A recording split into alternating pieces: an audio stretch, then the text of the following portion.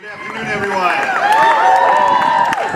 My name is LaNave, and I have lived in St. Cloud, Minnesota since 1959. If you've lived in St. Cloud, Minnesota since 1959 or longer, will you please raise your hand? What I also need to say is I'm an immigrant because my family came from Canada. I was born in Toronto. I can't become president of the United States.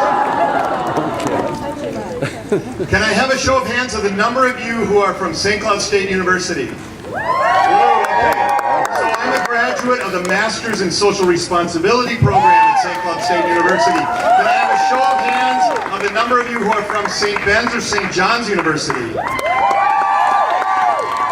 That's my undergraduate degree in philosophy, with a minor in theology, and I'd like to do a little bit of theology with you today. See, tomorrow, in Christian churches around St. Cloud, in fact, around the country, the following gospel passage will be read from the Gospel of Matthew. When the Pharisees heard that Jesus had silenced the Sadducees, they gathered together, and one of them, a scholar of the law, tested him by asking, "Teacher, which commandment in the law is the greatest?"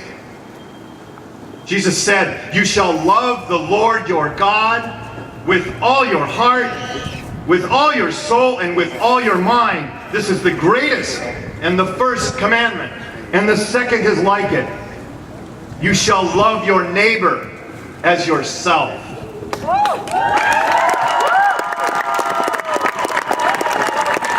In the version of that story that's told by Luke, the scholar goes on and asks Jesus, "But who is my neighbor?"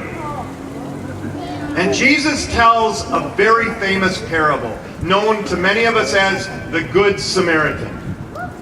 The story of somebody brutalized by life, lying by the side of the road, passed by religious leaders. And an outsider, a Samaritan, stops, takes care of him, brings him to an inn, gives money to the innkeeper for his care, and says, "When I come back this way, I want to know how he's doing."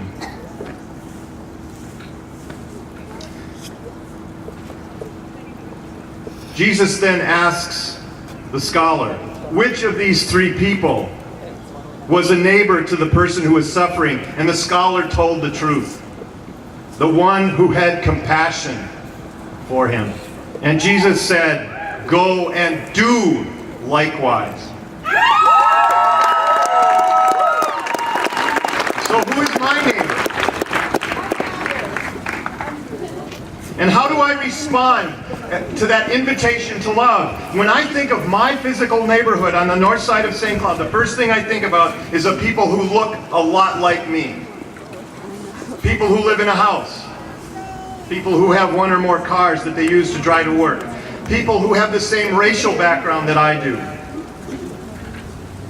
People who have my citizenship status. But clearly, Jesus' parable says, those aren't your only neighbors, Kevin. Consider those who experience homelessness. Consider those whose only modes of transportation are the metro bus or their feet. Consider people of color. Consider immigrants and refugees. When I think of people like that, I think of many of them being like the person in the parable who is lying by the road, half dead, beaten down by all kinds of oppression that I don't even see because my income and my racial background and my citizenship status prevent me from seeing them.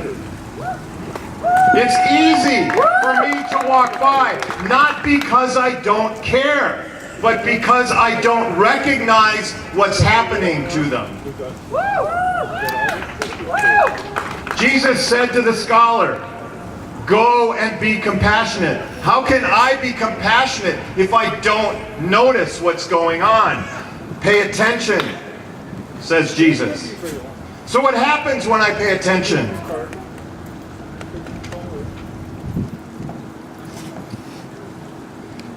What happens when I pay attention is not just that I see the suffering of people, but I see incredible courage, incredible resilience, incredible faith, Go and do likewise, Jesus said to the scholar of the law, and to me and to you. What does that mean? What does it mean to love those among us whose faith is different than ours? Those among us who are from countries different than ours? Those among us who are not documented? Those among us who live in poverty? Those among us who experience homelessness? I'm not sure what the specific answers are to those questions, but I am absolutely sure that they are important and essential questions. And that it is vital for you and for me to explore these questions together, because that's what philosophers do. And we act on the answers we discover.